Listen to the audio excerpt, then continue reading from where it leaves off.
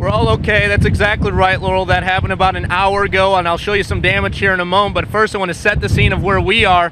We're along I-84, just west of Rooster Rock, and tell you what, it's nasty out here. The wind is howling, and there's some sort of freezing precipitation that's coming out of the sky right now, and you can see a lot of truckers have pulled over, and that's actually what led to our issue. Let me bring you over here to where our news rig is. And you can see that this trucker was blown right into the back of it. You'll notice that there is damage to our taillight and perhaps more damage that we haven't seen yet. And as we found out tonight, we're not the only one with these sort of issues. Hi, Reggie. We're near the intersection of Cedar and 7th Street in Kalama, and we understand that around 12:45 this afternoon, police say a man identified as Eric Johnson threatened 2 women with a gun, then took off on a bicycle. I want to show you the proximity to the 3 schools here in Kalama. We are extremely close to the middle school, the elementary school, and the high school. Well, Tracy, let's start off with the very good news. We understand that within the last half hour, the suspect in this case, Eric Johnson, has been apprehended. Let's kick it right up to Sky 8. Flying over the scene of the arrest, you are looking at the west side of I-5 in the marina area of Kalama. According to the chief of police here in Kalama, Johnson was apprehended within the last half hour. He was cooperative, and he was not armed at the time of his arrest. Business at the center of this investigation is the Dottie's Deli you see behind me. This is a place where you can eat, drink, and gamble, and it happens to be at the end of a very populated strip mall. And we'll bring her into the shot here. She was just transferred to this mall from Washington Square just 3 days ago. She works at Nordstrom. You were on your lunch break walking through the food court. Yeah. Courtney, what did you see? What did you hear?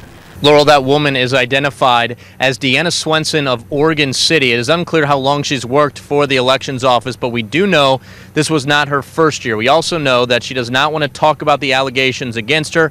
In fact, we were run off her property by some dogs and a neighbor. Now, we understand that this summer, folks out here conducted an internal audit which revealed some potential fraud involving the sales manager. And Tracy, the intersection is still shut down at this hour, as it has been for the last 3 hours. In fact, the medical examiner arrived here a short time ago to take away the body of the person who passed away. Let me step out of the way. You can see this mangled mess behind me. Investigators out here searching for clues right now.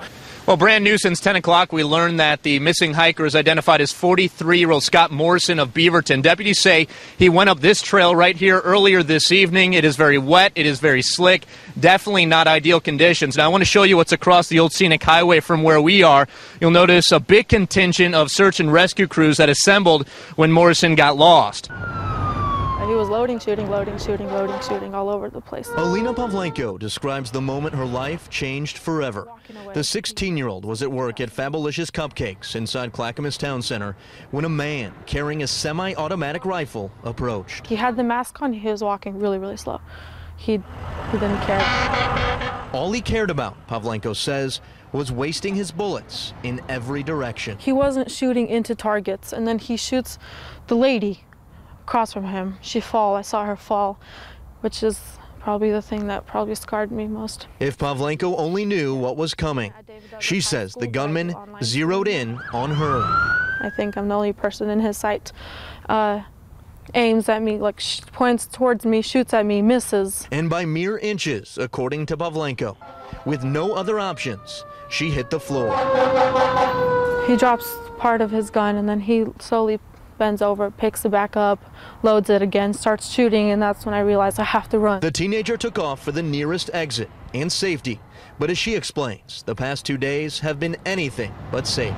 I can't sleep. I have weird dreams. I have nightmares. I get up, I wake up my sister. I say, can you wake up with me, because I can't sleep. The horror that Pavlenko witnessed won't allow her to return to work. It's simply too much to bear for a girl who was only 16. To me, it feels like this is all God work, that I'm still alive, you know, because out of everybody that was there and out of everybody he came face to face with, you know, it could have been me that was dead. It's an unlikely sight. Balloons, flowers, and toys right behind home plate on the Clackamas High School baseball diamond. But this is a tribute to the coach's son, who died in a crash Monday evening. It's terrible. I can't imagine losing a child. I have 2, and I can't imagine anything worse than that. Clackamas High School Principal Christine Garcia is at a loss for words over the tragedy. Teacher and coach John Arnson and his son Jake were on their way home to Clackamas from Montana, where they had spent the holidays, when their pickup truck hit a patch of ice and plunged into the Columbia River. John was able to escape and swim to safety. He was unable to save his 7-year-old son. When he was born, 7 years ago, he was born into the ball-playing family, and the players, the parents, the players love Jakey. What athletic director Jeff Erdman remembers most about Jake is his zest for life and his love for the teams his dad coached. He drags the field after practice, is running around during the games. He got a little motorized bicycle last year and a little motorcycle type and was riding that around. He'd ride it till his battery died, and he was just part of the family. And tonight that family is hurting for the boy affectionately known as Little Man and Little Brother. And for proof, look no further than the memorial right behind home plate. A touching tribute to a young boy and the family he left behind. It's terrible, but we definitely are there to support them.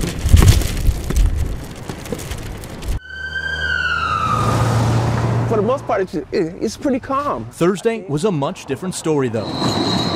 This right here is the infamous window, where Philip Carter watched as dozens of armed officers descended on his downtown Portland apartment. You could see the action from Sky 8. We heard helicopters. Unbeknownst to Carter, they were looking for a man who just moments earlier befriended the 58-year-old. The guy approached me and asked if you can use my phone. So I said, sure. Why not? The man offered Carter $20 cash. Seems odd, but things would only get stranger. Then he went and got a piece of toilet paper and stuck it in the peephole in my door. So then I'm thinking, God, he's really acting weird. Carter says the man then hid a gun and dumped wads of cash all over his floor.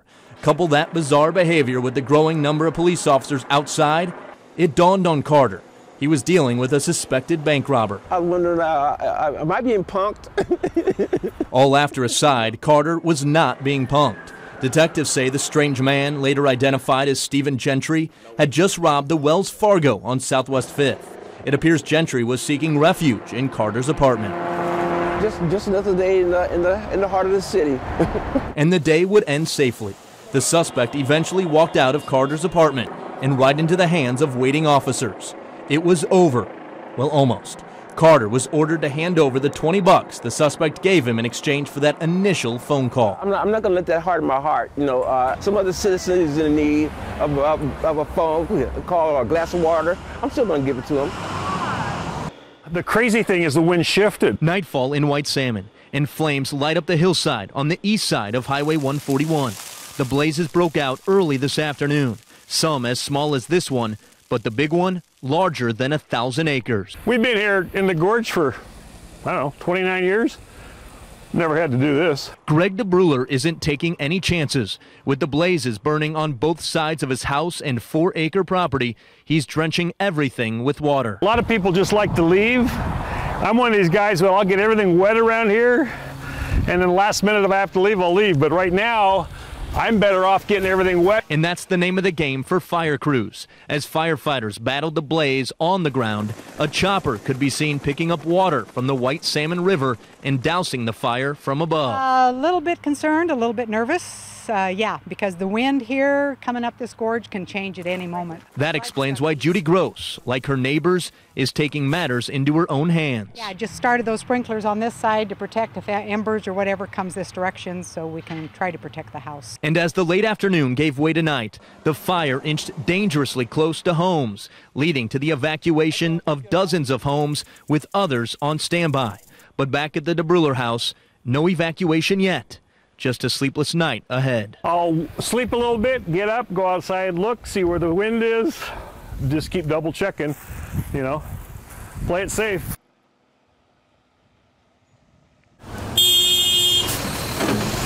We live in a busy world. That's not a secret. But what you may not know is this. If you slow down just enough, you may stumble across an army of robots. Robots, little robots. There's a tiny robot army. I'm interested in sort of surprising and delighting people, especially where they least expect it. But these aren't just any robots. They're Joybots, created by artist Gary Hirsch. I love the idea of starting something and letting it just sort of spread out and figuring out what's going to happen to it. We tagged along with Hirsch as he placed these joy bots all over the Rose City. The idea is that people will spot them and snatch them up. People are thinking, well, is this some sort of piece of propaganda? Does somebody want me to buy something? No, not this time. Just follow the instructions. Log on to the Bot Joy website and tell Hirsch what brings you joy. Anna Magruder did just that after finding one of the joy bots at a bakery in Selwood. Found Joybot 115. The big question, what brings Anna Magruder joy? What brings me joy? Oh man, I do love vintage items, anything old. It's great. That's a unique response. Hirsch will typically hear that beer and pets bring Portlanders joy. And occasionally he'll get a response that really sticks out. Favorite one that I got was a guy who was very heartfelt. He said, the biggest joy in my life is this. And he takes a picture of himself with his health insurance card. It's all part of a big experiment. And think, to be a part of it, all you have to do is slow down and take a look around. This project just allows for me to start something with no control over where it goes. And that's just exciting. It's surprising. As the sun set over Peninsula Park tonight, kids were once again cutting loose. Adults too, though it was a far cry from the activity just a few hours earlier. Around 4 o'clock, police say, a minivan pulled up near the northeast corner of the park and someone inside opened fire on a group standing in the park. As witness Michael Johnson explains, someone in the group returned fire before both sides fled. Well, they were shooting at each other, so it was 2 the first time and maybe about 4 the second time. Johnson's 5-year-old son was with him at the time, and they weren't alone. The park was packed. The pool was full of kids who ran to the locker rooms for cover. The gym was busy too, and eventually locked down over fears that a gunman ran inside. They searched us and they held us in there until we all came out one by one before they checked our stuff and let us out here. So we've just been waiting ever since, so we just got released now. Released into the sea of officers who responded moments after the shooting. You can see that response from Sky 8. Chief of Police Mike Reese was even on scene since he was shadowing the gang team. You know, obviously our concern is for the safety of all the people that are here. And the good news and the best news in all this is, while it's true there's a shooting, we have no innocent person injured. That is good news, but at the end of the day, it does very little to settle the worried minds of the kids and parents who witnessed the shootout. In the direction where those kids were swinging, and that was very coward of them to do that.